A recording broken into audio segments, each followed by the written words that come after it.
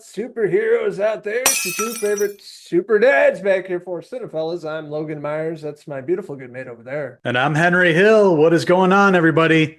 We're back with another Cinephellas TV review tonight. It's an animated show that both of us, it took a while to finally catch up with it, but we just binged the second season.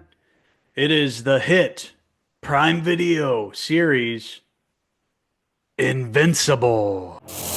People of Earth, the more you resist, the worse this gets. And if you think you can stop us, don't forget, I'm... That's right. These two wild uncles are back finally to talk about the second season. This has been on our list for like over a year, I think. We're finally getting around to it. The winter months here, but so excited that we got to binge this here in a few days on Prime Video. Creators Robert Kirkman, of course, the man behind Walking Dead, Ryan Otley, Corey Walker, an all-star ensemble for voice actors in this show, but of course the main one being Stephen Yeun, Invincible himself, Mark Grayson, J.K. Simmons plays Omni-Man, Sandra Oh, and much, much more. What a killer cast. Love all the voice actors here. The regulars and their guest stars are awesome. I noticed Sterling K. Brown was a voice of Angstrom Levy this season. So they get some pretty big names out there. And then Ben Schwartz, who voices Sonic, voiced like I noticed like six different characters this season. So it was pretty cool. But yeah, season two, it's back and it picks up with the events where it left off with season one with Omni-Man and Invincible fighting and that whole, relationship coming to a head at the end of season one. It picks up right from there with season two in it felt like a much more action-packed, action-centric season. Like the action scenes in this started from the first episode, and it felt like each episode they kept having bigger battles, and it was really exciting this season. I felt like it had a really great pace, and it balanced the relationship building, which is this show's strong suit. It balanced that really nicely, in conjunction with the action scenes. I thought they nailed the tone this season, and the story was really interesting. Moving in, like we mentioned, with Omni-Man and Invincible, father and son, learning who each other are, and then, fighting. And then in this season, they're reconnected. Love-hate relationship between father and son. Really great voice work between Stephen Yeun and J.K. Simmons. I think they're incredible, both characters in the show. And you kind of see their relationship and how it's trying to get better, I guess. But this season, this time around, I guess it was a little darker for me. I thought there was a lot more Mhm. layers to the superheroes, which kind of sets it apart from Marvel and DC, where you can have a lot of happy-go-lucky stuff going on. And this is showing more, they're more human. They're dealing with human problems, the day-to-day fighting crime in their personal lives. And then, of course, Mark, what's going on with his family and his mom, and just a lot of stuff going on with these characters, and then realizing that life does suck. Yeah, for sure. It's very realistic with Mark there, being in school and having a girlfriend who, has learned who he is now, but, she's in danger now. So the stakes for everybody feel really high. And then, of course, Mark's mom, and their relationship too. That's what this show does the best. Like it hooks you because the relationships and writing and dialogue are all so good. It feels like a really like a HBO original series or something with that kind of quality.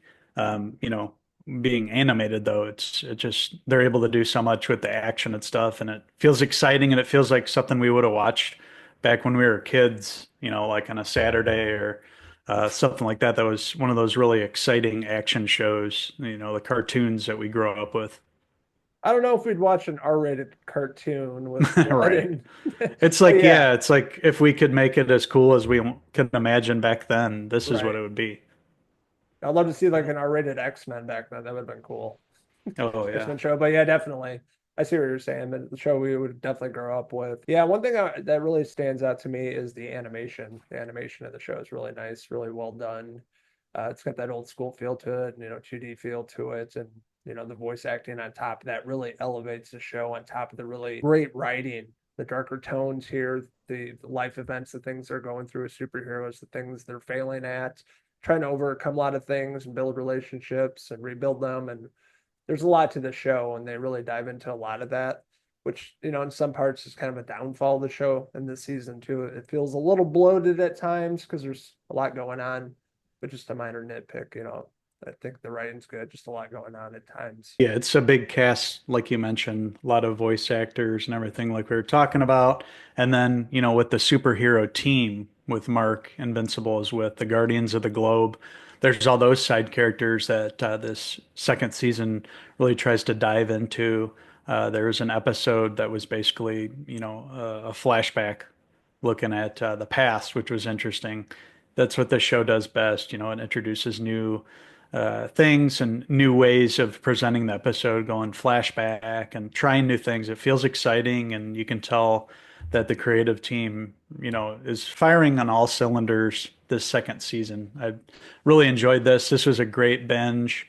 Every time I finish Invincible, just like the first season, it took so long between seasons. It was like, all right, I can't even really remember what happened back then. So as long as they keep pumping this out every year and no breaks, I feel like this is a show that I'm going to want to binge right away and not miss, like I've been sleeping on, because this has already been out for, you know, more than, almost a year, 9 months, whatever. It came out a long time ago. Kind of takes a while, and I always forget about it. I'm like, I love that show, and then I forget Yeah. about it, and then it gets buried on the list. But yeah, this is one I wish, I would have watched a little sooner. But the new season's coming out soon in February, so we'll be back to talk about this. But yeah, really had a great time with the second season. There's a lot on the line. Season one ends with a cliffhanger leading up to where Omni-Man's at and Mark's at in life and his family and all the other superheroes they have in this show. There's just a lot going on. And really great storytelling here, great character arcs. It's a good looking show. The animation's well done, and I think the really MVPs of this is the cast, the voice actors and actresses. There's so many of them.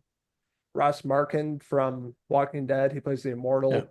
having to do with the Guardians of the Globe. Of course, you had Rexplode, played by Jason Mantzoukas. Matsukas. Rafi from the League. I recognize his voice. And Alan Yeah. the Alien, played by Seth Rogen. Yep.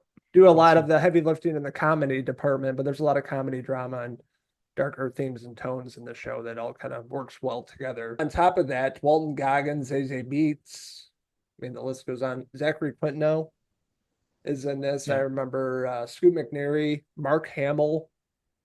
Yeah. The one funny Awesome. one that stood out to me, Reginald Vell Johnson, the Yeah. high school. The high school. Carl Winslow, Principal Winslow in the show is one that made me laugh out loud. I like how they added that in. Yeah, they're great. It's great with pop culture, the animation, everything about it's really stellar. J.K. Simmons and Stephen Yun, father and son, they do a great job. Yeah, this season was a blast for sure. And what it really makes me think about is when they do a live action version, it's going to be awesome too to see like who they would get to direct it and to star. You can imagine something like this going live action and being a big franchise if they do it right. Maybe get the same creative team and have them cast it and stuff. So that's something I'd like to see in the future. But the cartoon, the animation, that's the way to go for this show. It's phenomenal. Yeah, I'm gonna give Invincible season 2. I'm gonna give it a 4 out of 5 Omni-Man mustache pieces. I'd have to agree with you. The same score. This is incredible. I loved it. Minor nitpick. There's a lot going on at times, a lot of characters I have to keep an eye on at times, but also a great thing about it because there's so many people that pop up in this show and really do a great job. Great storytelling, writing here, showrunners, everybody involved in this. Really excited for the new season coming out next month. And bummer, we slept on this for a little bit, but glad we got to binge it. Definitely recommend the show, currently streaming on Prime Video. So we're giving it Invincible season 2, or I'm giving it. I'm also going to give it 4 out of 5 Invincible hair pieces. Anyways, want to hear from all you comic book enthusiasts out there. What did you like about Invincible season 2? What didn't you like about it? Let us know in the comments below, and don't forget to subscribe. Also, check out these wild Omni-Man enthusiasts on Facebook, X, and Instagram, and our website, Cinephellas.com, for the latest, greatest TV, movie news, and reviews. Thank you guys for watching our review of Invincible. And until the next Cinephellas TV review, I'm Uncle Henry Grayson. Yeah, just call me Big Mac. Until the next TV review. Big Mac. Cheers. Cheers.